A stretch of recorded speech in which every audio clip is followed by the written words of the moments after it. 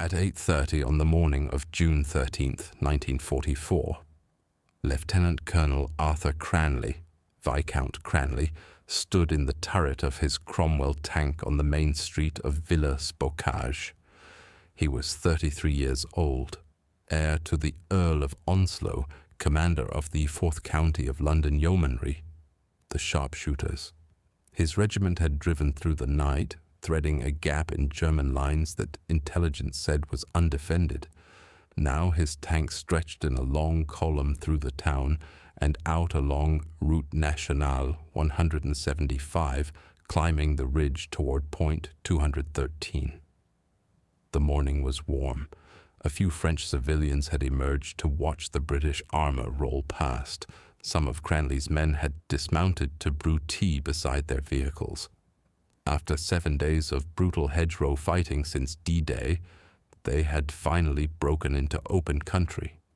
The road to Caen lay ahead. Cranley believed they were hours away from encircling an entire German Panzer Division. What Viscount Cranley did not know was that 200 meters to his south, concealed in a small wood on the ridge above the road, a single Tiger tank sat with its engine idling. Its commander had been watching the British column for nearly 15 minutes, counting vehicles, studying the formation, waiting. In the next quarter hour, that one tank would destroy Cranley's regiment and halt the entire British advance. The exposed flank was about to become a killing ground. The warning had come 2 days earlier. On June 11th, at 21st Army Group Headquarters near Portsmouth, Montgomery's intelligence staff had flagged a gap opening between the German Panzer Lehr Division and the 352nd Infantry Division southeast of Bayeux. The 7th Armoured Division, the legendary Desert Rats, could exploit it. But the staff memorandum carried a caution. The corridor was narrow, the flanks would be unsecured, and German armor was somewhere in the area, location unknown. General Lieutenant Fritz Bayerlein, commanding Panzer Lehr, had seen the same opportunity from the opposite side. At his headquarters that evening, studying the map with his operations officer, he traced the British axis of advance with his finger. If they push through here without securing the high ground, Bayerlein said, they will be driving into a sack, one determined counterattack on the exposed flank, and we will cut them off. The exposed flank. Bayerlein's chief of staff wrote the phrase in his war diary that night. It would prove prophetic. What neither Bayerlein nor British intelligence knew was that SS Obersturmführer Michael Wittmann had arrived in the area just hours earlier with 5 Tiger tanks of the 101st SS Heavy Panzer Battalion. Wittmann had destroyed over 130 enemy tanks on the Eastern Front. He had never fought the British. He was about to introduce himself. The 7th Armoured Division had earned its reputation in North Africa, where open desert rewarded speed and maneuver. Their doctrine was simple. Find a gap, push through, exploit. It had worked against Rommel at El Alamein. It had worked in Tunisia. Now, in the Bocage of Normandy, Brigadier Robert Hinde intended to make it work again. Hinde was 52 years old, a veteran of the Desert Campaign, known to his men as Looney for his aggressive tactics. He commanded the 22nd Armoured Brigade, the spearhead of 7th Armoured. On the night of June 12th, when reconnaissance reported the gap southeast of Tilly-sur-Seulles, Hinde saw his chance. He ordered his brigade forward in a night march, bypassing German strongpoints, threading through the corridor toward Villers-Bocage. The plan was bold. The execution was flawed. British armoured doctrine called for infantry to secure the flanks of any armoured advance.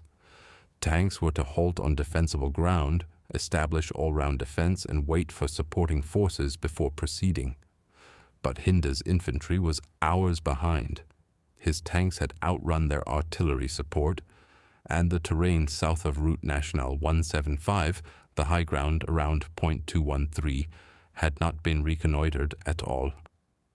We simply drove past it, one squadron commander would later admit.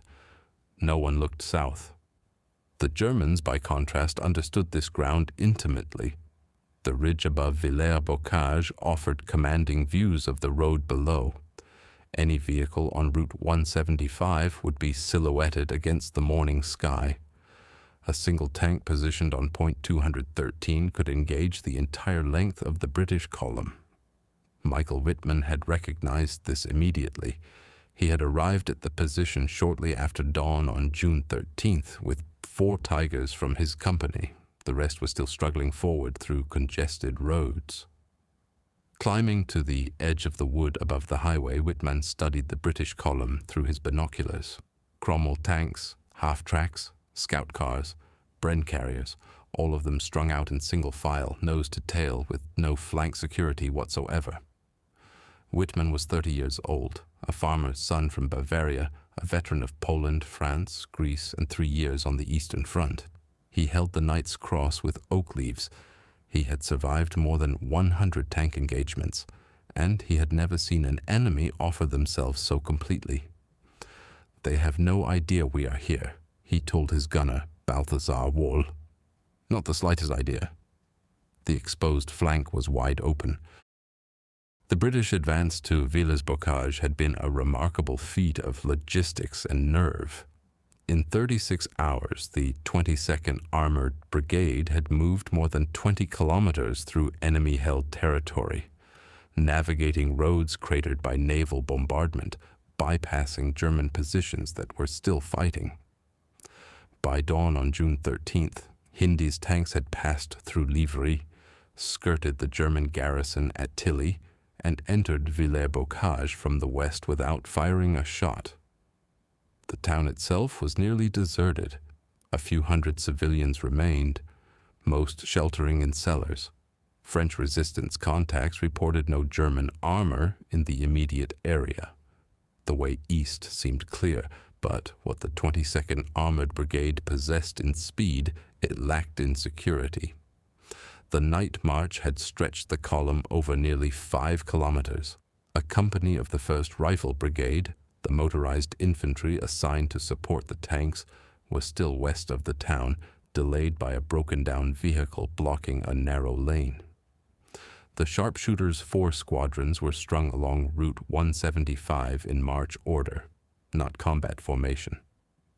At Point 213, the easternmost element of the column, a squadron had halted on the exposed ridgeline. Their tanks were parked bumper to bumper along both sides of the road. Crews had dismounted. Some were eating breakfast. Others were studying maps. None were manning their guns. "We had been told the area was clear," Sergeant Stan Lockwood of a squadron recalled decades later. "We had no reason to think otherwise." What the British could not know was that German communications had been devastated by Allied bombing. Wittmann's battalion had no contact with Panzer Lehr headquarters. Bayeux had no idea the Tigers were in position.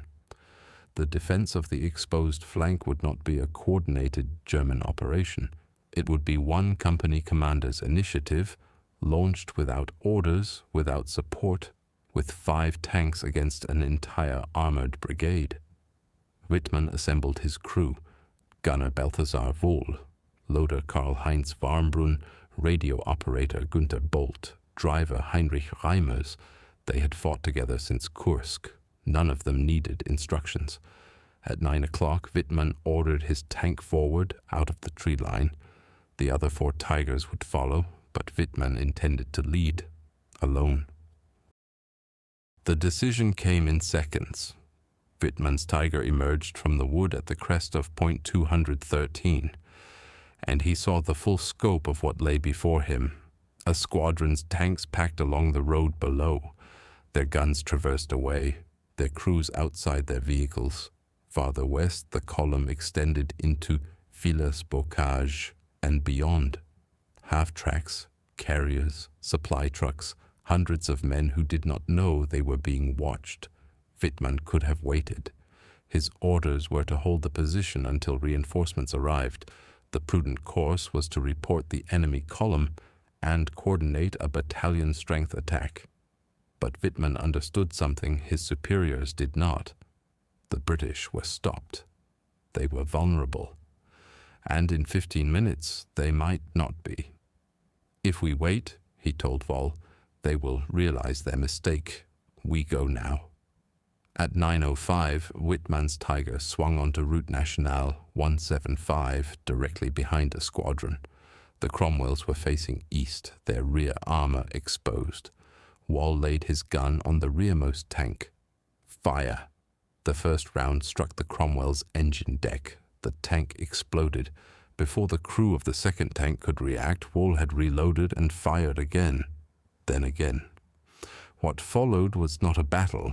It was an execution. The exposed flank had become a trap. At 9:05, while Wittmann's first shell struck a squadron, Viscount Cranley was 800 meters to the west, standing in his turret on the main street of Villers-Bocage, discussing the next phase of the advance with his adjutant. He heard the explosion, then another, then a rapid sequence of blasts from the direction of Point 213. "What the hell is that?" Cranley demanded. No one could answer. At 9:07, Wittmann's Tiger had destroyed 4 Cromwells and was advancing west along the column, firing into each tank it passed. The British crews were scrambling for their vehicles, but the narrow road offered no room to maneuver. Tanks that tried to reverse collided with the vehicles behind them. Tanks that tried to traverse their turrets found Wittmann already past them, engaging the next target, and still no warning reached Cranley, and still the tanks in town did not move to fighting positions. At 9:10, Wittmann reached the eastern edge of Villers-Bocage. Behind him, a squadron had effectively ceased to exist, 12 tanks destroyed or burning in a stretch of 400 meters. Ahead, the main street curved through the town center, lined with half-tracks and carriers from the Rifle Brigade's reconnaissance troop. Wittmann did not pause. He drove directly into the town.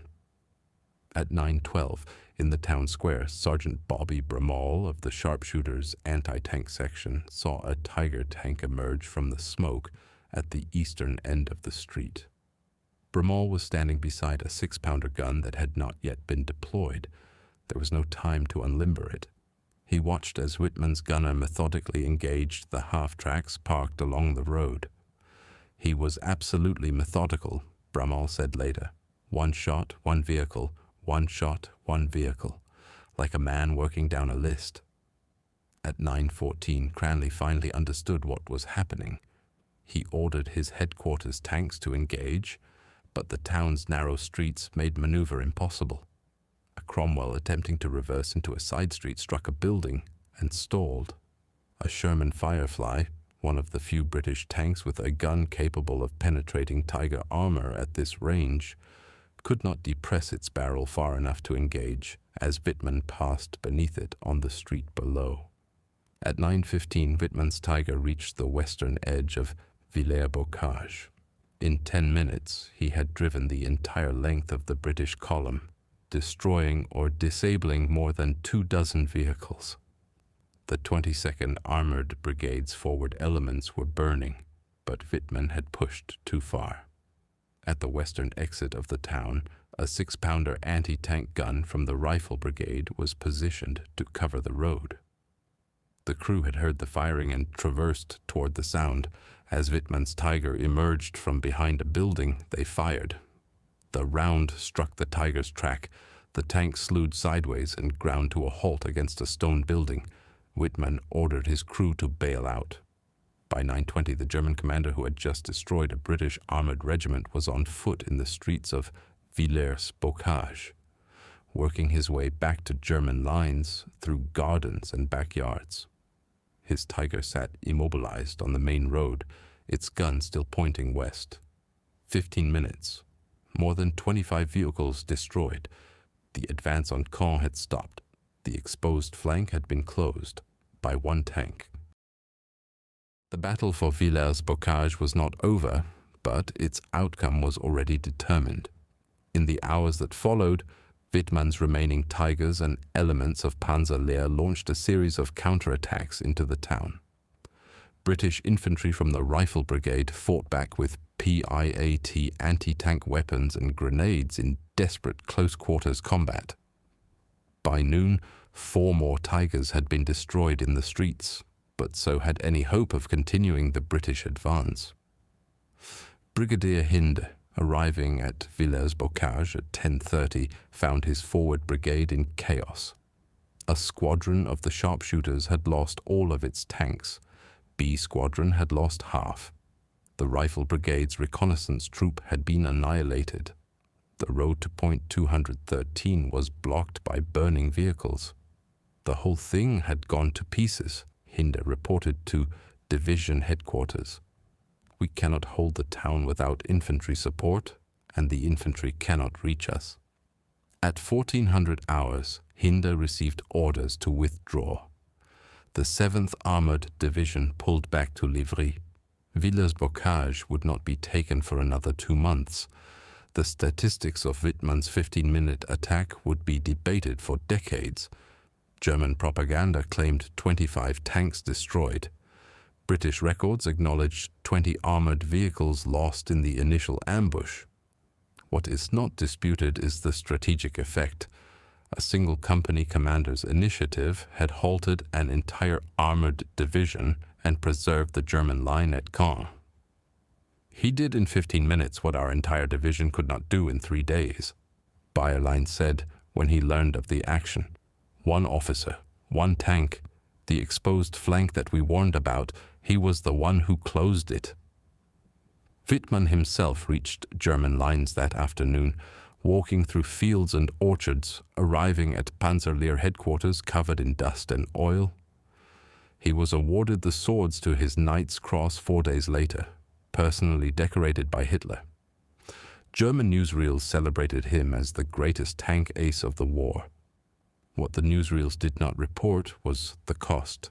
The 101st SS Heavy Panzer Battalion lost 6 Tigers at Villers-Bocage, more than half the force engaged.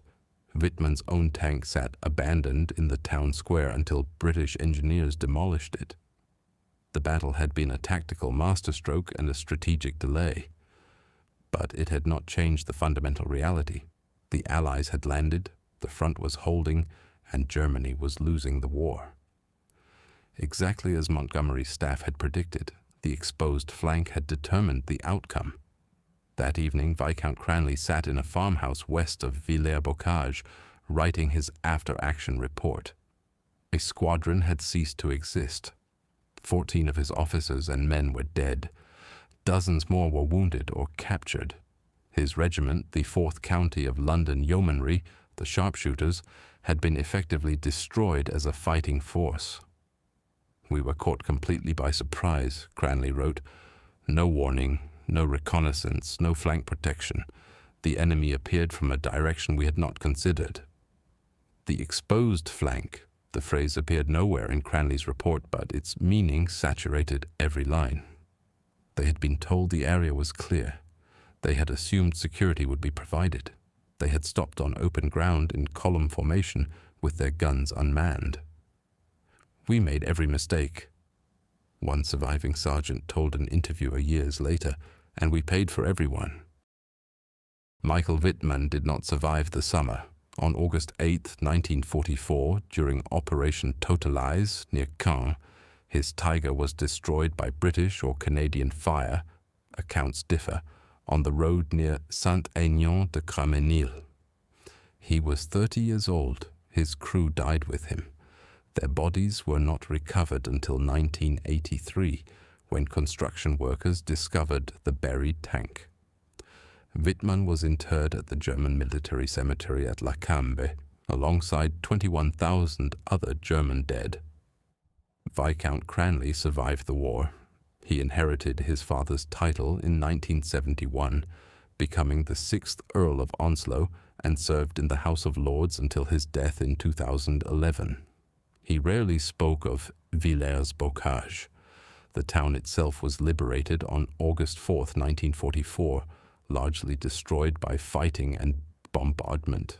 Today, A rebuilt Villers-Bocage stands quiet on its ridge, the fields where Wittmann attacked now planted with wheat and corn. History remembers Villers-Bocage as a German tactical victory, and it was. One officer, acting on initiative, halted an entire division. But Villers-Bocage was also a story of British failure, not of courage, but of doctrine. The 7th Armoured Division had speed. It had experienced crews. It had numerical superiority. What it lacked was the discipline to secure the ground it had taken. The exposed flank was open because no one thought to close it. Today, a small museum in Villers-Bocage displays photographs of the battle. The ridge at point 213 is farmland. Visitors can walk the route of Wittmann's attack, past rebuilt buildings, along the road where a squadron burned. But the lesson of Villers-Bocage endures. The exposed flank, Bayeux saw it, Montgomery's staff flagged it, and because no one secured it, 15 minutes decided the fate of an entire offensive. Some mistakes cannot be recovered. Some flanks once exposed invite disaster. If you found this story as compelling as we did, please take a moment to like this video. It helps us share more forgotten stories from the Second World War. Subscribe to stay connected with these untold histories. Each one matters. Each one deserves to be remembered. Leave a comment below telling us where you are watching from. Thank you for watching, and thank you for keeping these stories alive.